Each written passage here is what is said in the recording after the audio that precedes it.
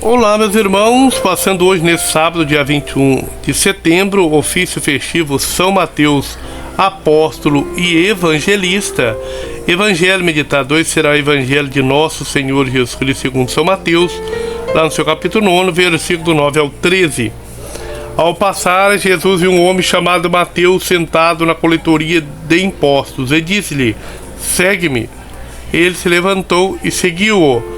Depois, enquanto estava à mesa na casa de Mateus, vieram muitos publicanos e pecadores e sentaram-se à mesa, junto com Jesus e seus discípulos.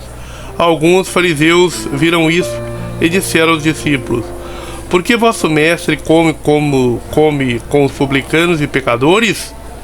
Tendo ouvido a pergunta, Jesus disse: não são as pessoas com saúde que precisam de médico, mas as doentes. E depois aprender o que significa misericórdia, eu quero, não sacrifícios.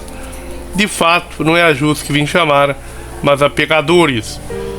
Meus irmãos, o evangelho de hoje é de fato maravilhoso. Ora, Jesus vem de fato chamar os pecadores, aqueles que mais precisam da sua redenção, que na verdade, no fundo, é todo o gênero humano. Os orgulhosos, vaidosos, acho que não precisam. Na verdade, acho que estão sanados da situação pós-lapsária, pós-queda adâmica.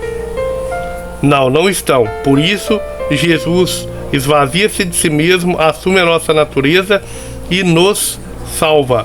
A salvação agora em Jesus é universal e é para todos. Agora, cada um de nós deve aderir a essa salvação.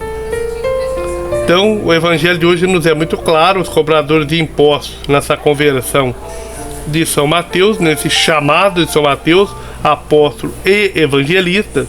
Então, os cobradores de impostos eram desprezados e marginalizados porque cobravam imposto com a dominação romana,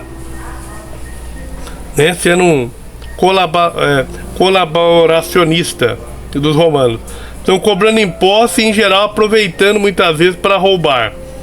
Jesus rompe com os esquemas sociais que dividem os homens em bons e maus, e puros e impuros, chamando um cobrador de impostos para ser seu discípulo. E, comendo com os pecadores, Jesus mostra que a sua missão é reunir e salvar aqueles que a sociedade hipócrita rejeita como maus. Não é verdade? Que é o moralismo, é a falsa moral. O moralismo é a falsa moral. Você não segue, quer impor para os outros seguirem. Não é verdade? E com a citação de Oséias 6,6, não é verdade? Cita no final: misericórdia eu quero, não sacrifício. Não é verdade?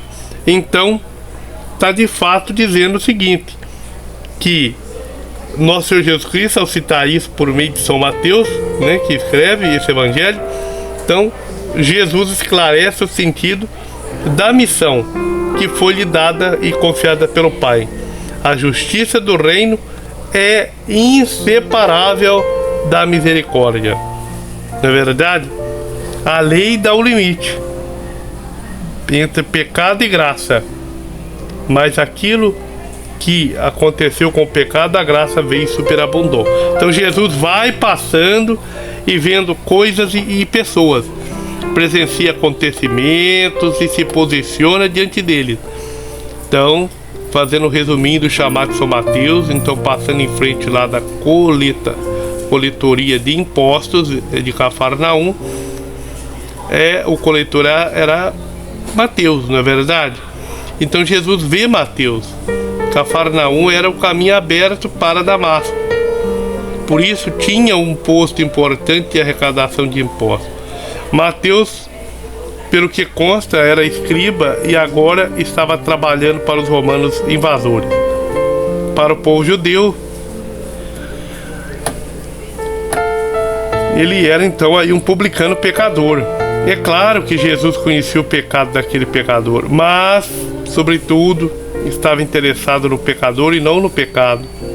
Outros promotores vocacionais passariam adiante.